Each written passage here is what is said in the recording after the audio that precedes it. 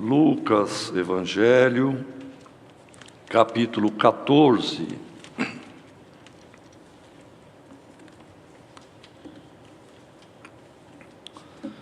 E nós vamos começar a leitura no último parágrafo,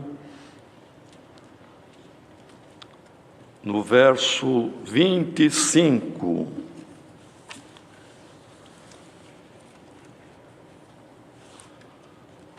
Aguardando que todos acham, para iniciarmos a leitura. São Lucas, Evangelho, capítulo 14, começando no verso 25.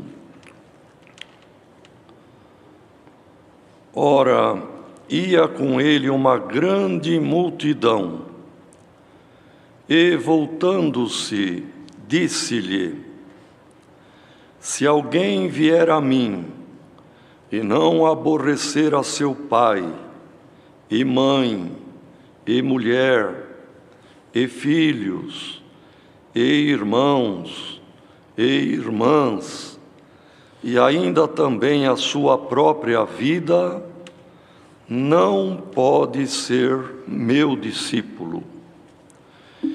E qualquer que não levar a sua cruz e não vier após mim, não pode ser meu discípulo.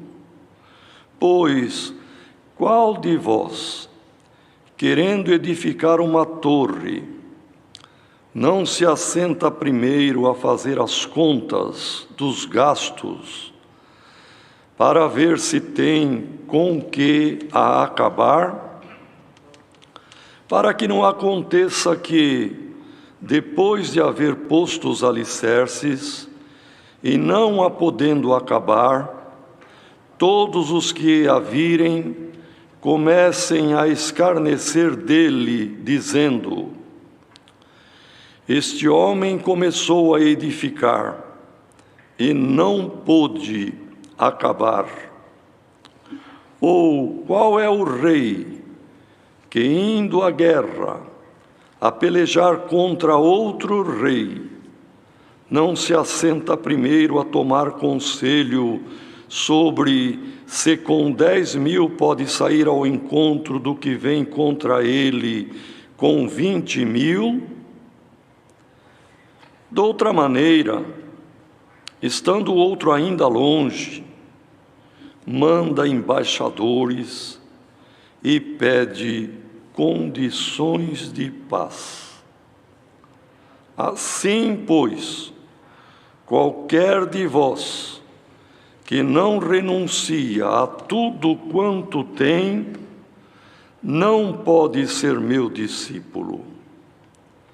Bom é o sal, mas se o sal degenerar, com que se adubará?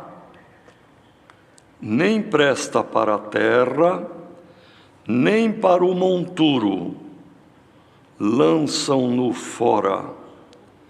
Quem tem ouvidos para ouvir, ouça. Amém.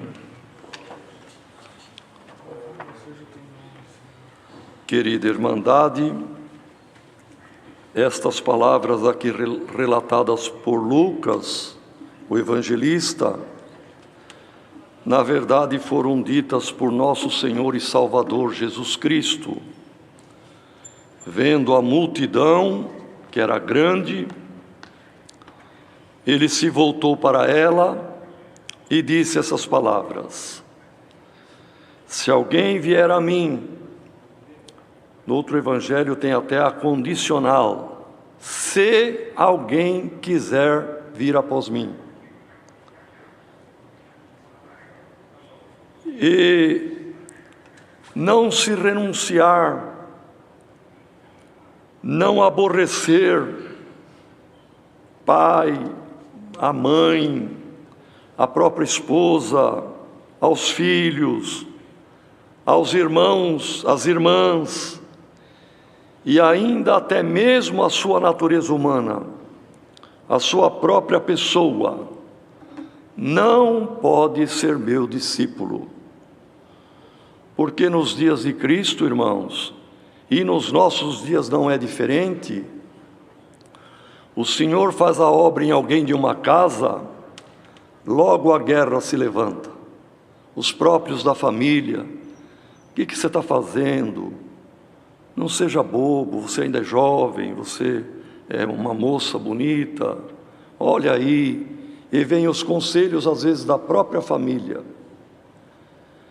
E o Senhor disse: renuncia, aborreça, porque a alegria, às vezes, da pessoa, como inúmeros casos que sabemos, da mulher não querer que o marido venha congregar, quer ir para outros lugares, e para ele agradar, se ele for, ele desagrada o Senhor que o chamou.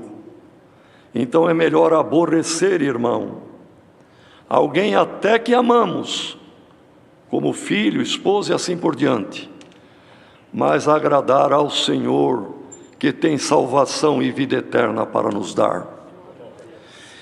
E temos que aborrecer até ao nosso próprio instinto humano, irmão, e a tendência carnal do ser humano, porque há uma guerra da carne contra o espírito. A carne se inclina para aquilo que é da terra, porque ela veio da terra e volta para a terra.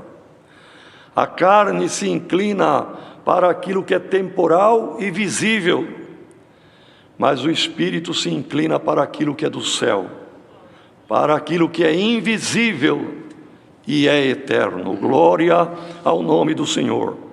Por isso há um conflito interior dentro do jovem, dentro daquele de meia idade e dentro do velho também, mesmo vendo próximo o fim da sua vida. Mas a carne é terrível. E Jesus disse: glória ao nome santo do Senhor, deve renunciar-se a si próprio, que a carne diminua e que o espírito tenha o espaço para crescer e servir ao Criador e ao Salvador das nossas almas. Glória ao nome do Senhor. Então o Senhor Jesus falou: e também tem isto, deixando todos os que prendem, deixando até mesmo as forças interiores que querem ficar no mundo e não na graça do Filho de Deus, ainda tem cruz para levar e tem que ir após o Senhor para ser seu discípulo. Porque assim como o Senhor Jesus, Ele levou a sua cruz e cumpriu a sua missão, cada um de nós, irmãos, temos a nossa cruz. E o Senhor sabe o peso dela. E o Senhor sabe a nossa força. E Ele não dá uma cruz além da capacidade que temos de carregar.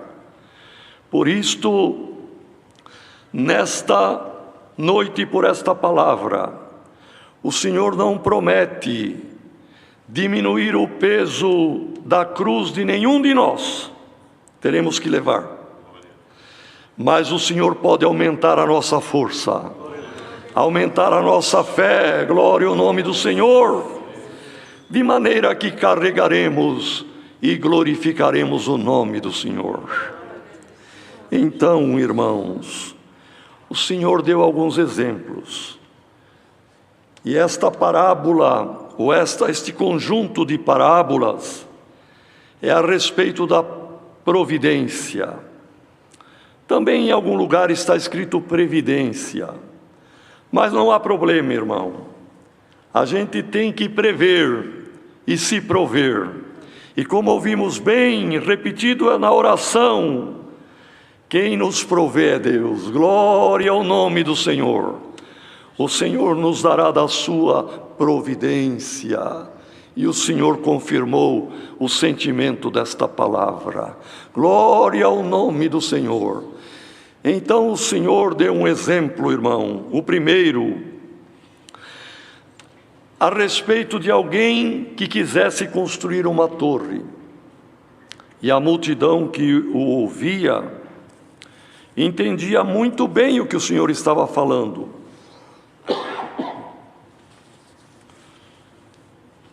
Porque todo nobre, todo senhor de terras, construía na sua propriedade ou na sua vila uma torre, que era uma pequena fortaleza e que era uma defesa para a sua família, os seus servos. E nessa torre, irmãos, nesse lugar alto, lá na parte da vigia em cima, os guardas enxergavam um horizonte mais distante e via quando alguns inimigos ou tropas ou grupos de salteadores se aproximavam e se fechavam na torre, onde tinha reserva de água, reserva de alimento e tinha armamento também de defesa. Então o Senhor falou para a multidão: quem que planejando construir uma torre para a sua segurança e da sua família, não se assenta primeiro com aqueles que sabem da maneira como vive, do que planta, do que colhe, da venda da lã, das ovelhas, do leite, do queijo, do vinho e do azeite, assim por diante. Se tinha condições de concluir aquela torre, e quanto material precisava, e se tinha o material suficiente, para que não desse o caso, disse o Senhor, da pessoa começar com entusiasmo, mas parar no meio, não concluir a sua construção.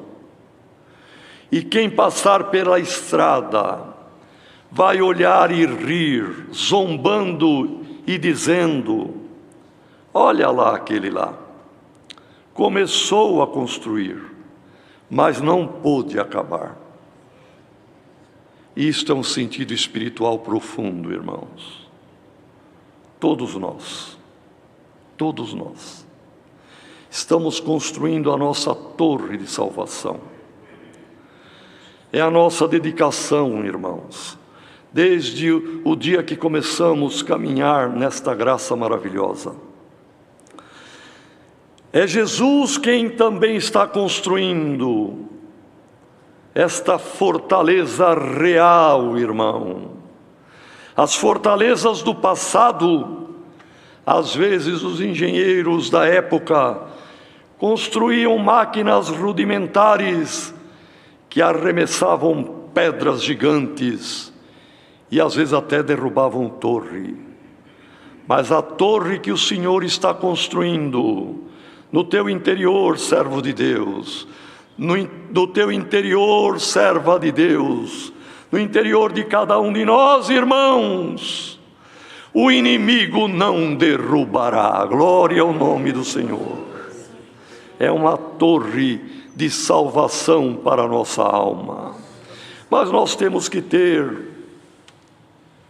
irmãos, para esta construção, a matéria-prima, o que é necessário, que é, irmão, a alegria, a sinceridade, a pureza, a fé, o amor, a comunhão com o Deus, a comunhão com o Filho de Deus. É isto que vai construindo a nossa torre. Alguns, pela prova, pela adversidade, param na graça, não congregam, falam: eu estou parado, e é objeto de escárnio pelo adversário. E até se usa de alguém da terra mesmo, pessoas, para vir zombar, para vir com chacota.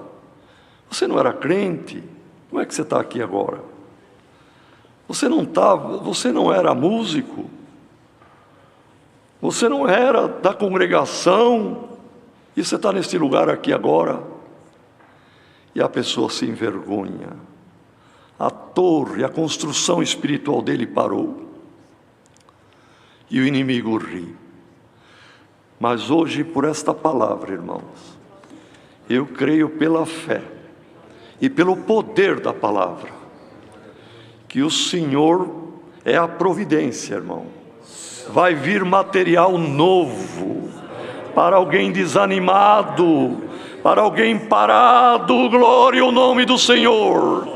Vai vir o necessário, vai ser renovada a fé, a alegria. De muitos já temos notícia que foi renovado tudo isto, e de você que está ouvindo, será um renovo. Hoje, pela palavra, assim como vem numa construção, caminhões, pás carregadeiras, trazendo o que precisa para a continuidade da obra, esta palavra traz o que for necessário para continuar a tua torre de salvação. O inimigo vai ficar envergonhado e o nome de Deus será glorificado. Mas todos nós, irmãos, devemos sempre estar pedindo: Senhor, não me deixa faltar a fé, não me deixa faltar a alegria, não me deixa faltar os materiais espirituais da real fortaleza que Jesus Cristo está construindo dentro de mim. E depois o Senhor disse o seguinte, irmãos: e qual é o rei que indo numa guerra, numa peleja, pelejar contra outro rei, não se assenta primeiro a tomar conselho com o seu comando geral, o seu alto comando, os que entendem da guerra? Porque, irmãos, sempre há o serviço de informação e de contra-informação nas guerras. E o Senhor, com esta parábola, disse: o rei ficou sabendo que o outro que vem vindo lá tem 20.000 soldados, e ele está indo aqui com apenas 10.000 soldados, numa proporção de 1:2. Sabendo disto e sendo previdente e tomando providências, ele deve se assentar primeiro, disse o Senhor, e tomar conselho, se aconselhar com o seu conselho de guerra, se ele deve continuar marchando para afrontar e encontrar como inimigo o outro rei que está vindo lá. Mas não será uma providência boa, o Senhor Jesus quis dizer, uma outra maneira, enquanto o outro ainda está longe, glória ao nome do Senhor, mandar embaixadores e pedir condições de paz, e deixar de ser inimigo e passar a ser aliado. Glória ao nome do Senhor. E isto, irmãos, nós vemos na história, e acontece mesmo. Quando uma nação vê que não adianta afrontar a outra, não são homens armados, não são tanques de guerra que manda embaixadores, homens sábios, diplomatas, que têm a diplomacia, que sabem falar com humildade e pedem condições de paz. Olha, o meu rei mandou dizer, o que nós devemos fazer para, em vez de ser inimigo, sermos aliados? O que você quer? O que quer de mim? O que quer do rei? Pode falar as condições. Nós queremos ter o encontro, mas este encontro como aliado. Irmãos, a palavra de Deus é profundamente espiritual. Quem é o rei que está indo? Quem é o rei que está vindo? Porque está acontecendo isto, irmão.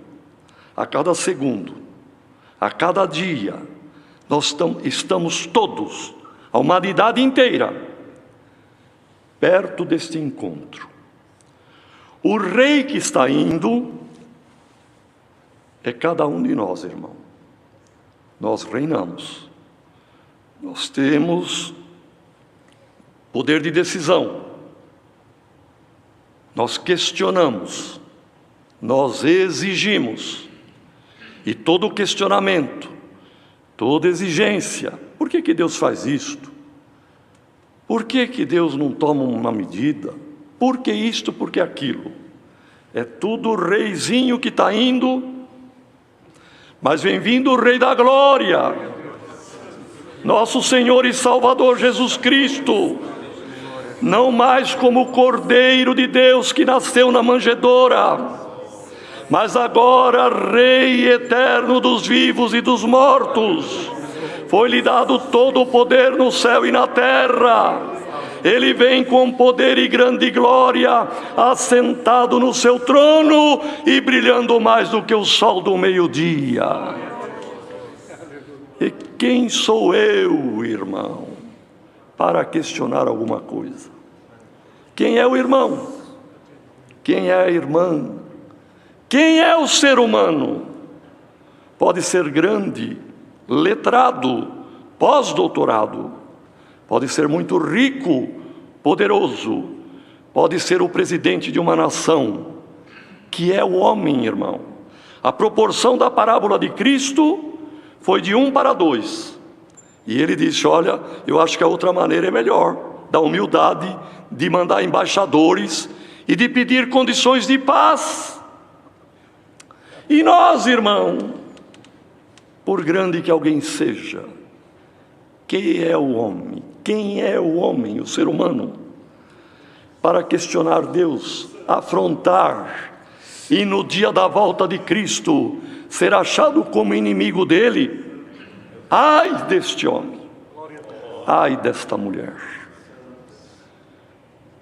Bem-aventurado quem, podendo reinar, podendo decidir, podendo questionar, mas é sábio. Vou me humilhar debaixo da mão poderosa do meu Criador. Vou me humilhar perante o meu Salvador, que fez tudo por mim. Senhor, quais são as condições? Os mensageiros, irmãos, os embaixadores, são as nossas orações. Manda vários por dia, irmãos. Vários por dia. Senhor, o que quer de mim, Senhor? Quais as condições que Tu exiges de mim para ter paz na minha alma, para que eu tenha na minha mente a esperança da salvação? O que eu preciso fazer, Senhor? Eu quero me encontrar contigo como um servo Teu, como aliado, como um servidor, irmão de Jesus Cristo, para viver no Teu reino a eternidade. Hoje o Senhor está mandando esta palavra. Alguém que por acaso é questionador, não vou ouvir, não vou sentar aí perto para ouvir alguém falar o que acha que deve.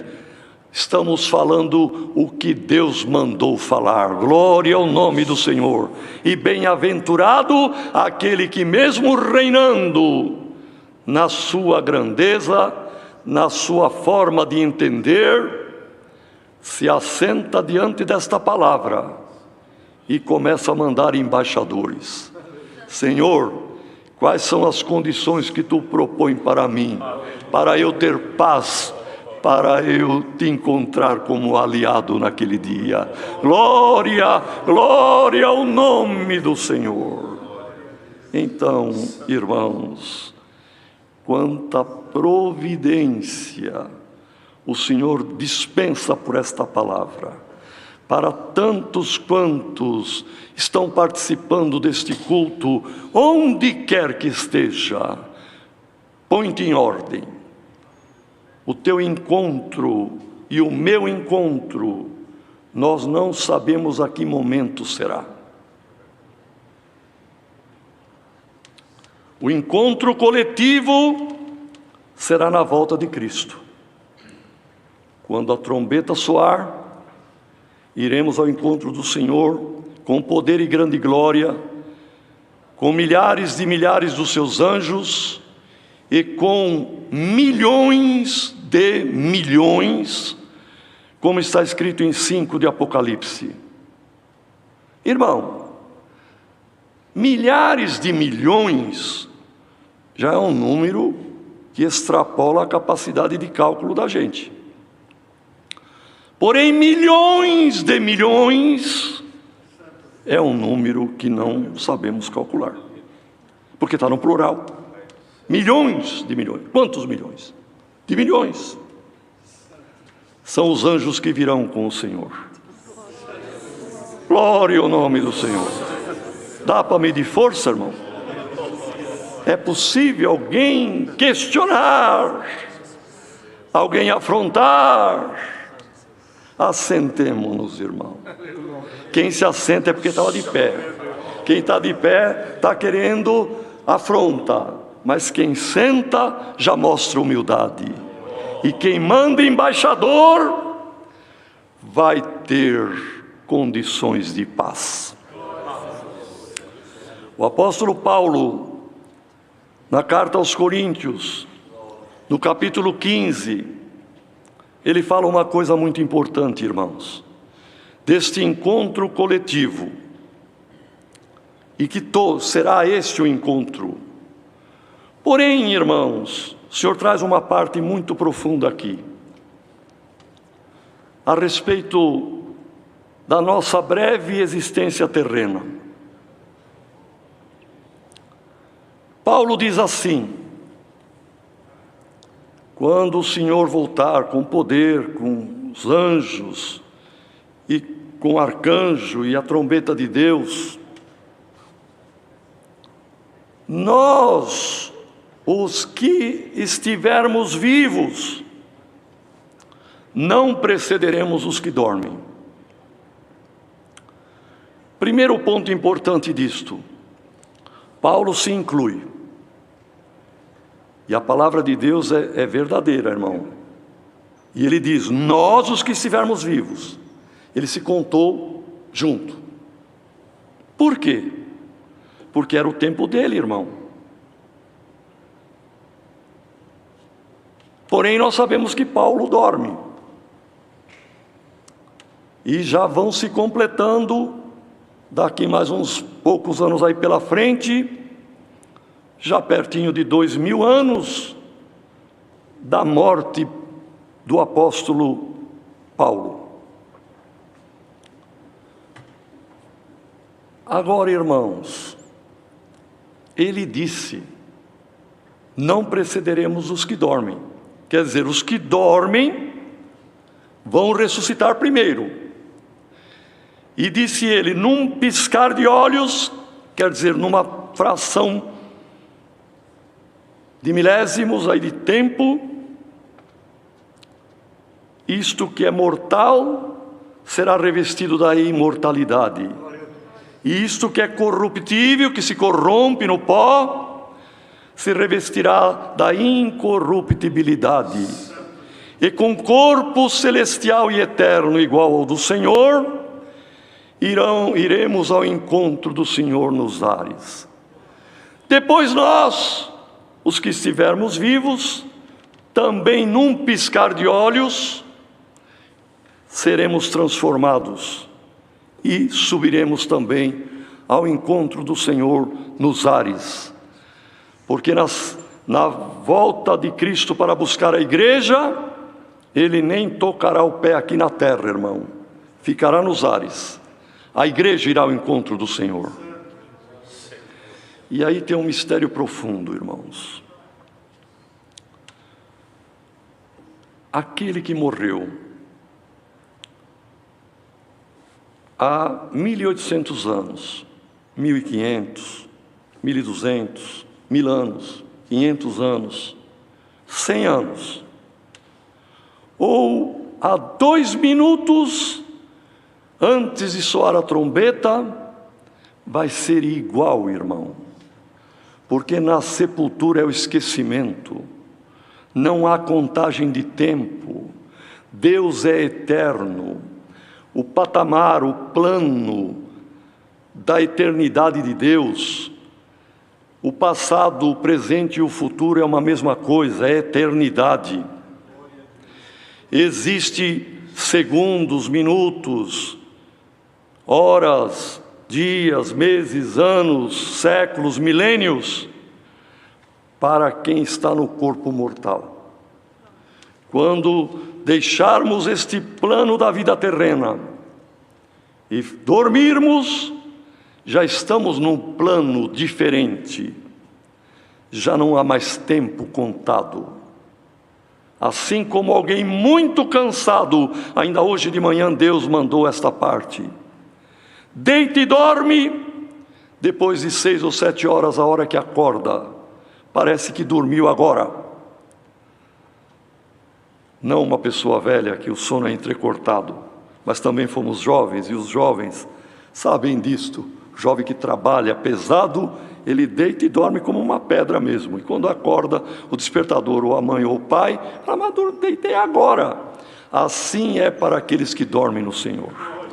Ao soar da trombeta, o despertador, irmão, é como um piscar de olhos, para os que estão no pó e para quem estiver vivo. Glória ao nome santo do Senhor. Por isto, irmãos, quem estiver vivo, e Paulo diz, nós, os que estivermos vivos para a volta do Senhor. Por que isto, irmão? E ele não está, mas não mentiu. Porque nós também falamos isto. Nós, se na volta de Cristo estivermos vivos, num piscar de olhos seremos transformados. Mas de repente eu vou, antes da volta de Cristo. Continua um piscar de olhos. Não importa o tempo que passa na sepultura. Glória ao nome santo do Senhor. Por isso, irmãos, não temamos. Este encontro vai ser glorioso. Encontremos o Senhor como aliados. Glória ao nome santo do Senhor, pela sua palavra, no plano de salvação e na obediência dela. E em seguida, irmão, ele diz, por isso, eu repito, quem não renunciar, não, a minha natureza é essa, eu sempre fui assim, eu vou continuar desse jeito. Não continua não. Alguém que tem uma natureza rude e que recusa a salvação e que afronta o Criador, pare de cometer esta loucura. Assenta-te diante desta palavra e reflita, repense a tua vida e tome um rumo novo. E o Senhor disse muito claro, irmão, qualquer um de vós que não renuncia a tudo que tem, e nós renunciamos mesmo, irmão, não temos que ter apego a nada desta vida, tudo aqui ficará, mas a torre construída dentro de nós nos fará saltar para a vida eterna. E ele terminou dizendo, bom é o sal, mas se o sal se decompor, se degenerar, com que se adubará, não presta, nem presta para a terra, pois é adubo que ele está falando aqui, nem para o monturo, vamos dizer o que é, mas será lançado fora. E quem tem ouvido para ouvir, ouça. Irmãos, todos que têm ouvido com saúde, é justamente para ouvir o ouvido. Mas tem muita gente que tem ouvido, mas não ouve com atenção e nem dá valor ao que ouve. Não desce ao coração. Fica ali retido um pouco, porque a memória capta, porém logo esquece. Nós temos que ser ouvintes não esquecidos. Nossos ouvidos têm que ser para serem inclinados. Se é uma proposta de um negócio muito bom, de um emprego, de uma propriedade, e que não pode ser perdido aquele negócio, a pessoa faz tudo, se empenha. Quando o assunto é um assunto santo, de salvação de alma, bem-aventurado aquele que se empenha e que tem ouvido para ouvir e descer no coração e transformar a sua vida. E em vez de questionar Deus, em vez de afrontar a Deus, olha aí gente morrendo, por que acontece isto? Quem é o caco de barro para questionar o oleiro? O caco de barro não questiona o oleiro. Nós somos barro na mão do Senhor, irmãos. E bem-aventurado quem é humilde de coração, pois o Senhor que é humilde de coração, Ele deu um conselho: aprendei de mim. E Ele foi humilde até a morte. Então, irmãos, o Senhor disse, no outro ponto, talvez desse evangelho ou de outros: vós sois o sal da terra. Sal da terra, irmão, são os sais, adubos mesmo. Porque, na verdade, os sais são assim, fazem parte de uma enorme família de substâncias químicas de uma importância também muito grande. A grande maioria dos remédios são sais. Os sais são úteis e necessários para a nossa vida, muitos sais são alimentos. Os sais são adubos também para as plantas. Os sais são venenos. E Jesus dizia do sal da terra que aduba.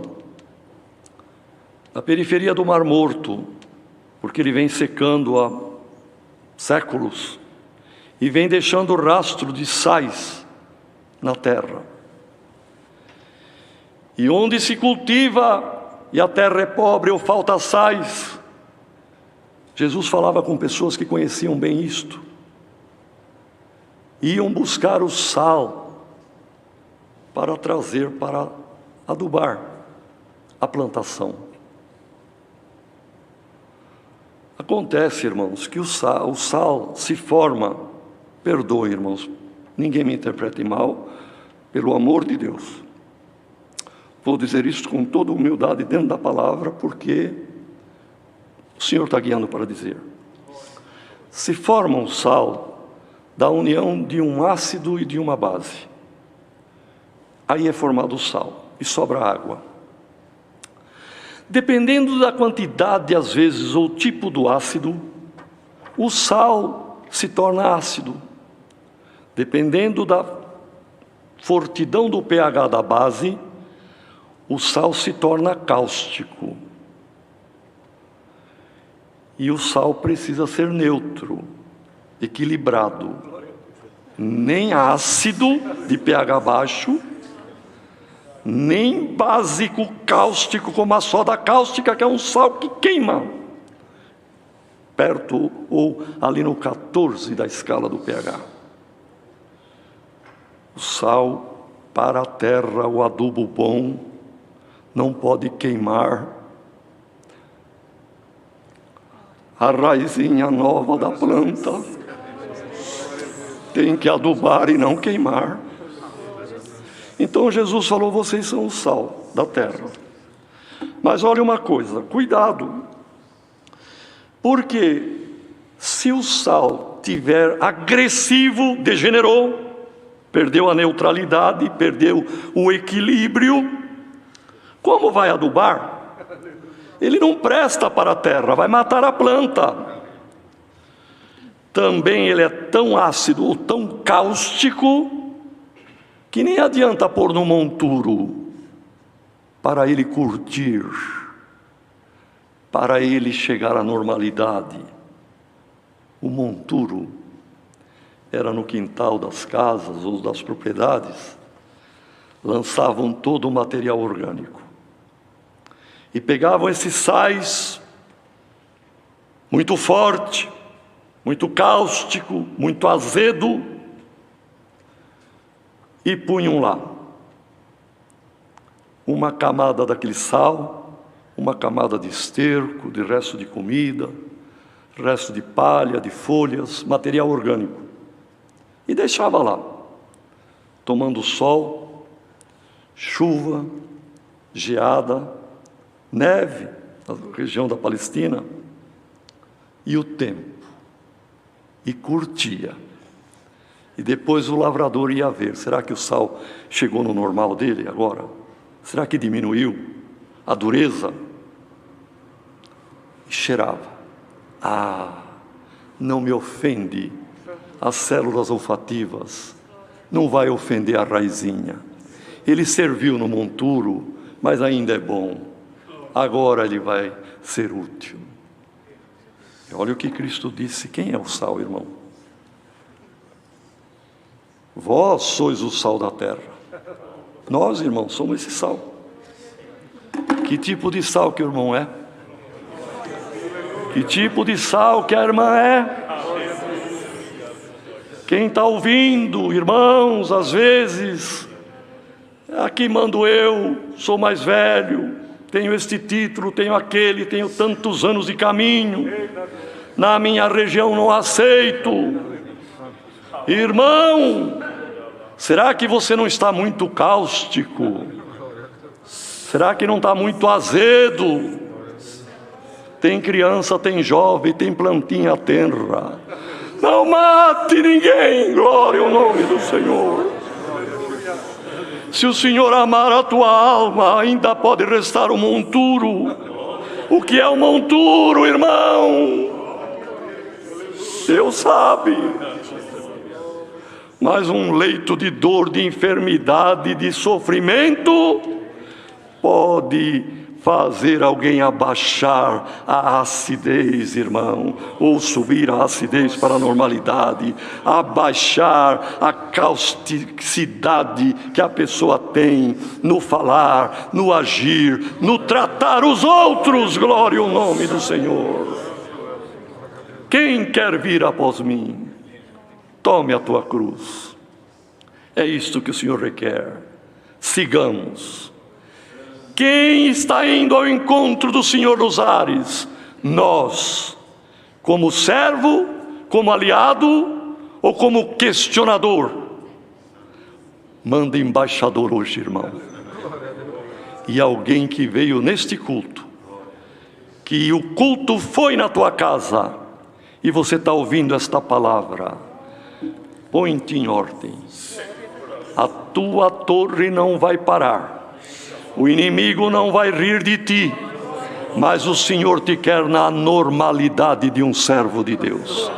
Nem muito cáustico e nem muito ácido. É a palavra, Deus seja louvado.